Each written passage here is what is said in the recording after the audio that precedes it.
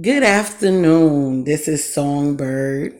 Um, it's still the 1st of January, the beginning of the year 2019. This year is going to be wonderful. Just claim it. I'm just going to get right into it. Basically, I was looking up some more videos, and this is just an extension on to the two videos that I posted about the Jermaine Massey. Um, He was at a Doubletree Hotel in Portland, Oregon. He came back from a concert, took a phone call from his mom in the hotel lobby that had nobody else in that vicinity because he wanted to have a private conversation before heading up to his room. While he was taking his phone call, the security guard basically approached him and asked him for his room number, if he was a guest here. He stated to the security guard at the time he didn't remember his room number. Maybe it was because he had a lot going on. He was just about to hear some news from his mom. He wasn't focusing on really what the security guard was saying or asking or even his room number. Even though he had his key in his pocket. I got this video off of, I can't pronounce the guy's first name, but the last name is Hito. I want you to subscribe to his channel if you're not already subscribed. Like the video, comment on the video, let me know your views. I'm Songbird. Subscribe to my channel, like my video, comment on it, let me know your views. If you don't like it, let me know why. If you do like it, let me know why. If you have any thoughts on it, let me know. I wanted to do this video because I was looking at it, and again, in every video that I had posted about this, it states from Jermaine to the security guard that I am a guest here, I stay here. And I want you to hear what the security guard tells him, because that shows you right there. It doesn't matter what Jermaine said or how he acted. He could have bent down and kissed the man's feet, but I'm not saying for him to do that. But I'm just was saying anything that he could have said or done at that point, it didn't really matter. That man wanted him out the hotel. And the police are here to protect and serve. And they failed at this point when they got to the hotel because they did not protect and serve. They took their authority and abused it and kicked this man out of a rightfully charged room that he had, received that day. He was only there for some hours before being asked to leave the premises. But I just want y'all to listen to this video, look at it, and listen to what the security guard tells Jermaine when he states to him that he's a guest here. Two employees of an Oregon hotel accused of racially profiling a guest are on leave tonight. Jermaine Massey says that he was harassed by staff at the Portland Doubletree for taking a phone call in the hotel lobby. He recorded the incident and posted it on Instagram. Portland police will be here in a minute. Thank you. Call them. I'm waiting. Okay. They're coming. Why? Why are they coming? Escort you off the property? Because what? And I'm staying here? Not anymore. Oh, okay. I'm staying here. I have a hotel. Okay, did you hear what the security officer told him? Jermaine said, for why? I'm a guest here. I stay here. Not anymore, you're not. So he basically told him, I don't care that you paid how much money to stay here.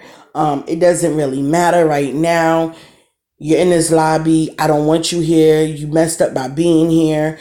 You're not the right color to be here, and I want you gone. He didn't say those exact words, but when you read between the lines, that's basically what it is.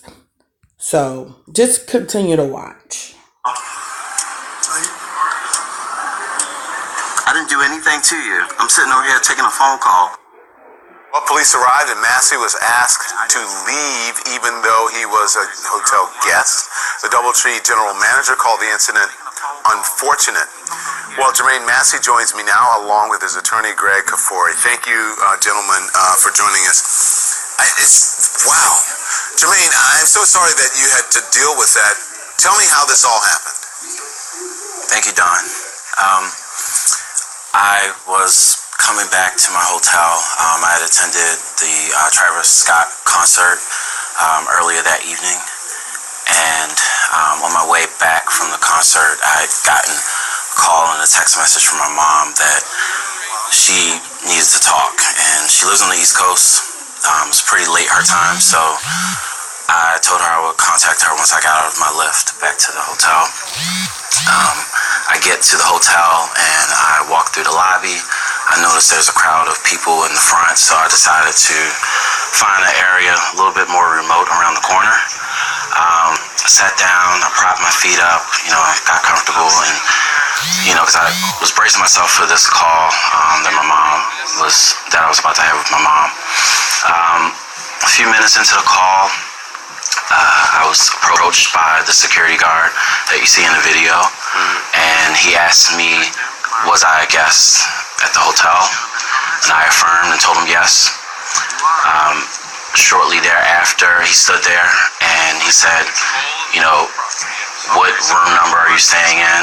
And I told him I don't know the room number. And then at some point, I showed him my room key, and he continued to harass me and ask me questions on what my room number was. And from there, I told my mom I would call her back, and I started recording the incident. So you ended up eventually leaving the hotel, right? Yeah, I left the hotel. But you said that you could have gone to jail had you responded differently, right? Yes, absolutely.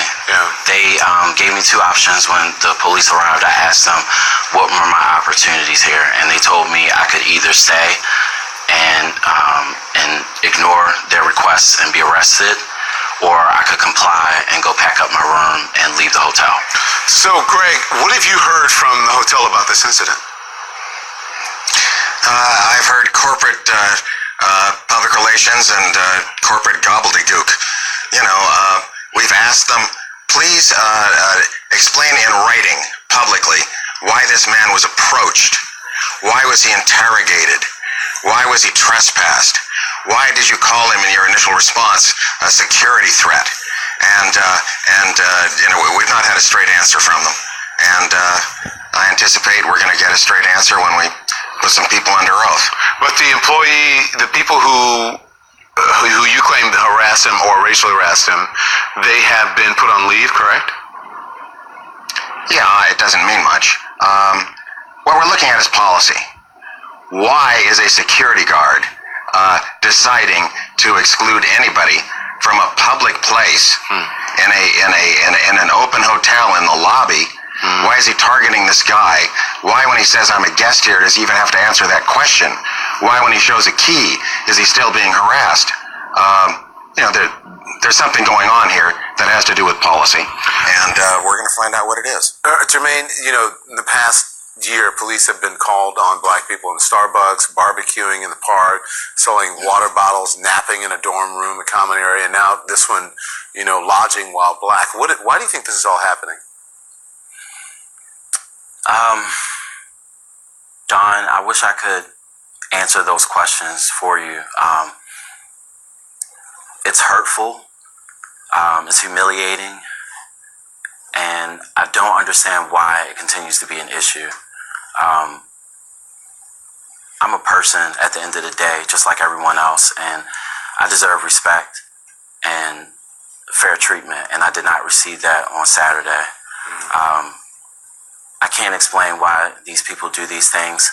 I think that there's a lot of perceptions about black males in particular, that we're threats and we're harmful and we're just fearful individuals, and that bias, it impacts these situations, and it's harmful to us as a people. Well, I want you to keep us updated on what happens, and when there is an update, I want you both to come back on. And in the meantime, you have a happy holiday, and thank you both for coming on, gentlemen. Well, I stopped it right there because that was just crazy. I hear all the time people being judged by the color of their skin, and this is just living proof that it is going on. This is every day, all day long, from police brutality to people treating people unfairly because of their color of the skin. And I'm just going to keep it real. This has been going on for years, centuries. And then now it got even worse with the president we have in the chair. People feel like, oh, they got even more of an upper hand and they could do this to the black people, to minorities. Minorities are not only just black people, but a lot of us black people are being treated this way. I'm not going to, prolong the time. I just wanted y'all to hear this and see that not only did he get mistreated by the hotel staff, but he also got mistreated from the Oregon Police Department.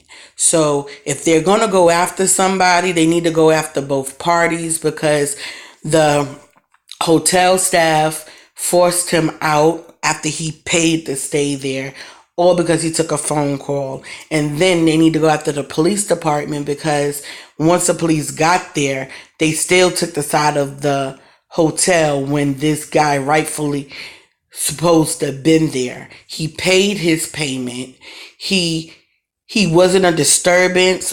He just came back from being at a concert and he took a phone call.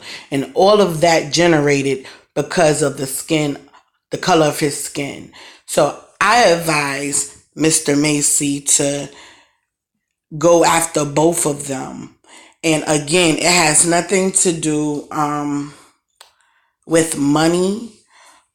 Even if they don't reward him monetarily, the justice that they put forth will be, there should be good enough pay.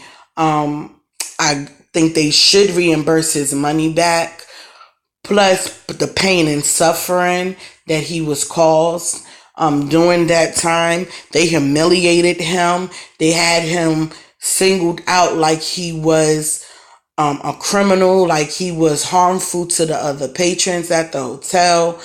And that is my thoughts for this. Again, subscribe to Mr. Hito's page, like this video, subscribe to my page, Songbird, and leave your comments in the comment below, the comment section below, and let me know what you feel. If again, I still want to know, do you feel if the police was right, if the police was wrong, if the hotel was wrong? What do you think should come out of this? These are all questions that I want to hear answers to. And if you have any more insight or questions or comments that you want me to voice, I would do that as well. Have a great day.